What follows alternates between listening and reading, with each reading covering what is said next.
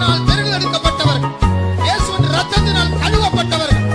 சாத்தானுக்கு இனிமேல் உங்கள் மேல் உரிமை இல்லை. எல்லாமே இயேசு, எல்லாமே இயேசு, எனக்கு எல்லாமே இயேசு. நாம் மற்றவர்களின் பாவத்திற்காக ஜெபிக்கும் போது அவர்களின் பாவம் மன்னிக்கப்படுமா? யோபு ஜெபித்தது போல.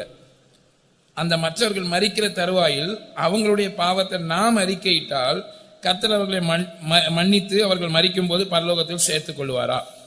அது ஆண்டவருடைய கரத்தில் இருக்கிற ஒரு விஷயம்.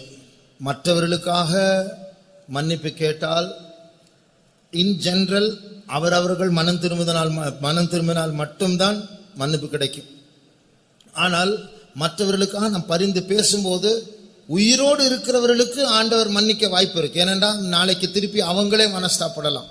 ஆண்டவர் என் பிள்ளையை மன்னிச்சிரு, அவன் இப்படி துணிகரமா இருக்கிறான், உங்க அப்பா அம்மா உங்களுக்காக ஜெபிக்கிறதுனால உங்களே ஆண்டவர் எத்தனை முறை விட்டு வச்சிருக்கிறார்.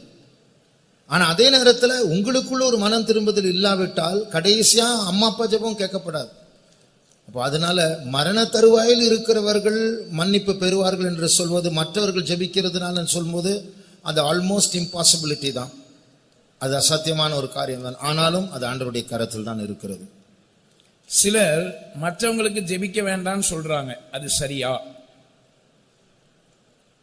மற்றவர்களுக்கு ஜெபிக்க வேண்டாம் என்றால்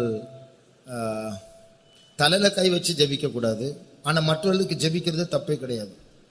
நீங்க அவங்க வீட்டில் போய் நீங்க ஜெபிக்கலாம். ஆனா தலையில கை வைக்காம ஜெபி. ஏன்னா அதுக்கு ஒரு அதிகாரம் வேணும், அதுக்கு ஒரு டைம் இருக்கு, அதுக்கு ஒரு அதிகாரம் இருக்கு, அதுக்கேற்ற ஆட்கள் உண்டு, அதுக்கு ஒரு அபிஷேகம் உண்டு. அதனால ஒவ்வொரு பிரச்சனைக்கும் போராட்டத்துக்கு பின்னாடி சில ஆவிகள் இருக்கும். அதிகாரம் இல்லாம நம்ம தலையில கை வச்சா அது பிரச்சனையா மாறும். அப்போ ஜெபிக்க வேண்டிய ஒரு விதம் இருக்கு. பரிந்து பேசுறது தப்பே கிடையாது. யாருக்கு வேணாலும் நம்ம ஜெபிக்கலாம், அது தவறு கிடையாது.